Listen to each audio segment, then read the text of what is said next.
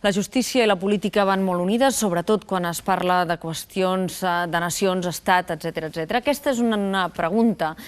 Quins són els límits entre estats, nacions, com explicar-se des de territoris que no tenen reconeguda una identitat com a estats, que es fa des de fa molt temps el notari Alfons López Tena.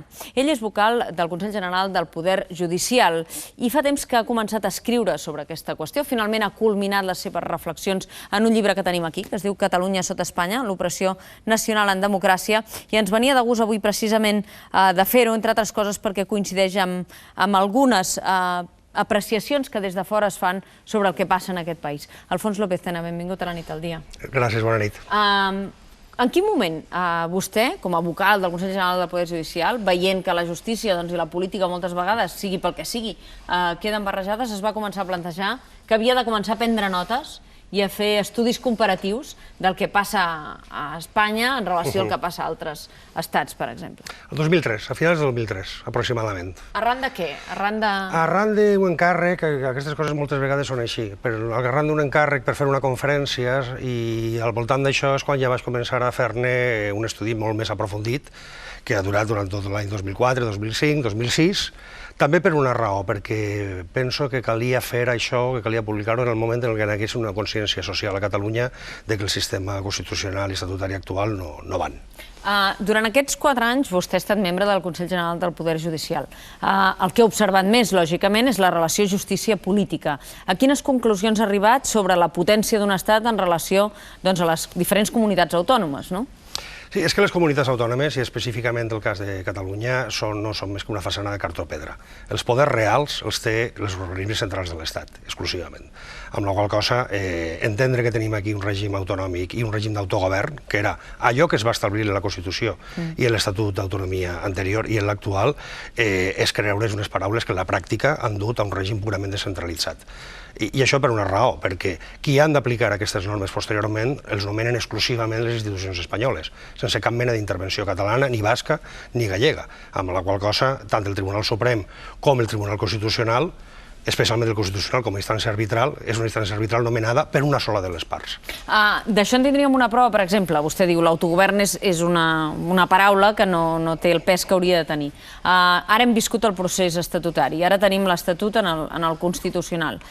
Una prova d'això que vostè diu seria el cas que el Constitucional fallés en contra de l'Estatut, per dir-ho d'alguna manera, no? Hauria pesat més una estructura estatal, en aquest cas un tribunal, que no pas el que s'hagi votat i s'hagi articulat aquí, no? I no només això, sinó que també s'ha de veure quina és la composició del Tribunal Constitucional. En un Tribunal Constitucional en la qual pensem que n'hi hagués al Tribunal Constitucional alemany un antic governador civil amb els nazis, o que n'hi hagués al Tribunal italià, n'hi hagués un antic governador dels feixistes, amb Mussolini. Això és el que tenim al Tribunal Constitucional espanyol. N'hi ha un antic governador civil i jefe provincial del moviment en l'actualitat. Però oblidant-nos de la composició... És que no ens podem oblidar de la composició, perquè això és molt important. Jo li demano que es posin el supòsit que ens oblidem, per exemple. Si ens oblidem de la composició del Tribunal Constitucional, com si ens oblidem de com s'ha arribat a l'Estatut, el cas és que un Estatut que surt d'aquí ara està en el Constitucional. Si el Constitucional falla, aquí què passa?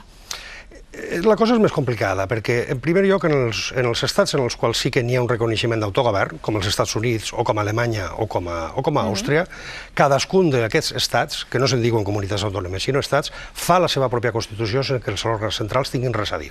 La primera història seria que l'Estatut l'hauria d'aprovar exclusivament el Parlament de Catalunya. Ja hem vist que no és el cas. El Parlament de Catalunya fa una proposta i això el Congrés dels Diputats ho grapeja, ho modifica, ho canvia i fa el que vol. I la segona instància d'això és un Tribunal Constitucional que està en les mans de qui està.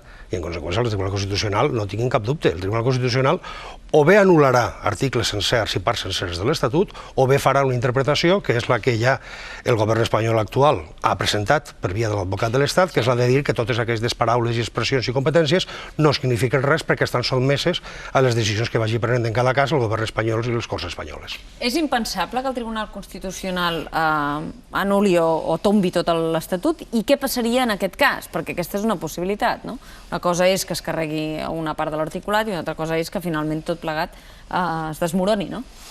Això dependrà de la reacció que tinguin en aquell moment, no ja les forces polítiques catalanes, que és molt important, sinó sobretot les forces socials i el propi poble de Catalunya.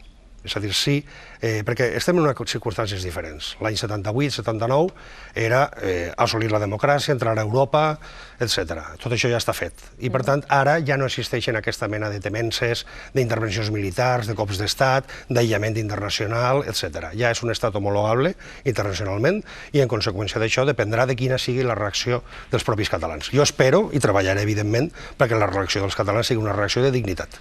Vostè, en el llibre, argumenta que hi ha hagut un canvi des d'un punt de vista del valor jurídic del text de l'Estatut del 79 respecte de l'Estatut del 2006, pel qual, entre d'altres coses, abans els drets i tot el que recollia l'Estatut emanava de la Constitució i ara les voluntats emanen del poble de Catalunya. Quin valor té això a efectes pràctics, finalment?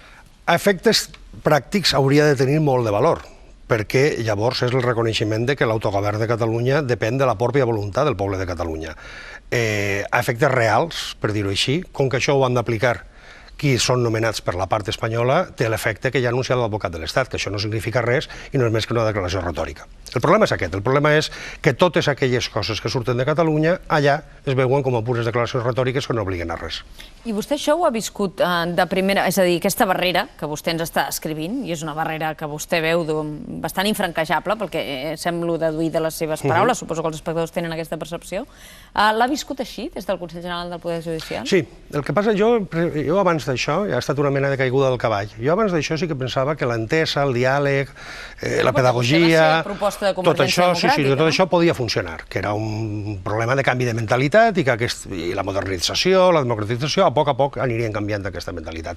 Allà és quan he vist que no, que aquesta mentalitat no es pot canviar. No es pot canviar perquè ells estan molt contents d'aquesta manera. Són els que prenen les decisions, són els que tenen tot el poder, són els que poden decidir on s'inverteixen i on s'hi fan inversions públiques o no, i en conseqüència no tenen el més mínim interès d'això modificar-ho. No oblidem d'una cosa, aquesta pràctica ha dut a un efecte ja, i és que si parlem amb una distància llarga, en 1930, per exemple, el PIB català era el 40% de l'Estat, ara no arriba al 19%. I fa 20 anys els dipòsits bancaris de Barcelona i de Madrid estaven al mateix nivell, ara els de Madrid dupliquen els de Barcelona.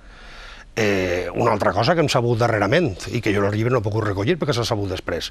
L'aeroport, quan es diu, no, és que això són lleis de mercat, de l'any 91 fins al 2003, és a dir, tots els governs de González i els governs d'Aznar han fet 111 tractats internacionals prohibint que els avions s'aterrin a l'aeroport de Barcelona, des de Miami, des de Mèxic o des de Bangkok. Aleshores, aquesta actuació directament contrària no es pot salvar per un canvi de mentalitat, sobretot perquè crec que és l'hora de fer balanç. Ja han passat 25-30 anys i, per tant, ja és l'hora que puguem saber què volem fer dins d'aquest règim, perquè aquest règim ja és un règim estable. Vostè té la percepció que això que vostè pensa reflecteix a les urnes quan se sotmet a aquest tipus de plantejaments a l'hora d'explicar els programes? Finalment, les opcions d'aquest desengany, d'aquesta caiguda del cavall, no sembla que siguin majoritàries, no? Ara com ara no crec que ho siguin. Ara bé, això no treu que n'hi ha dades importants en aquesta matèria. Per exemple, l'enquesta del CIS, que no ha tornat a fer-la, una enquesta que era molt ampla, sobre sentiments nacionals i opcions a Catalunya, que és de l'any 2001, en aquell moment sortia que el 38% dels ciutadans volien la independència de Catalunya i que aquest percentatge en els que estaven per sota de 40 anys pujava fins al 42% i en els catalanoparlants pujava fins al 60%. I en els catalanoparlants que tenien menys de 40 anys pujava fins al 75%. Això, moltes vegades, quan se li pregunta al president Zapatero sobre el dret d'autodeterminació i aquestes qüestions surten damunt la taula, el president Zapatero insisteix que això no està en el règim jurídic que és aplicable a l'estat espanyol. Vostè, en això, en el llibre, recull la resposta contrària, no? És que és mentida dir això. És directament mentida. Està en el règim jurídic perquè està en els tractats internacionals, està en les convencions de l'ONU, de les quals l'estat espanyol és part. I més enllà d'això, quan ja s'ha fet al Quebec 2 referèndums d'autodeterminació, després de fer el segon, es va consultar al Tribunal Suprem, que ja és suprem i constitucional, i la resposta de l'any 98 va ser que, en el cas de que n'hi hagués una decisió majoritària a una resposta clara, l'obligació de les autoritats del Canadà era negociar de bona fe les condicions de la separació, pel principi democràtic, perquè no n'hi ha res per sobre de la voluntat democràtica dels pobles. Vostè diu que estem en una situació de baixa democràcia, en què la relació entre l'Estat i les comunitats autònomes, dites així, és d'una democràcia de baix perfil. En què ho nota, en quins aspectes creu que això es posa més de manifest? Es posa de manifest en totes les coses cada dia. Es posa de manifest en el fet que en la pràctica, en l'actualitat, pensem que el règim polític, els ciutadans estan limitats només a elegir una cúpula d'un partit o una altra cada 4 anys. No n'hi ha cap mena d'intervenció ni d'actuació pública i, per altra banda, que els nomenaments que es fan per part dels dos partits que reparteixen l'Estat segons les eleccions són uns nomenaments de gent de perfil, per dir-ho d'una manera suau, d'un perfil de baixa qualitat que ha anat baixant, per altra banda, dins de tot el règim democràtic. Pensem, fa 25 anys era impensable que n'hi hagués un magistrat del Constitucional que havia estat jefe provincial del moviment amb el franquisme, i ara hi és. Aleshores, aquesta baixada de qualitat, pensem que fa 25 anys el president del Tribunal Suprem era Antonio Hernández Gil, i ara és Paco Hernando, aquell de les sevillanes i aquestes coses. Llavors, això també ha produït tota una pèrdua de qualitat humana, política i professional en el que és la classe dirigent espanyola.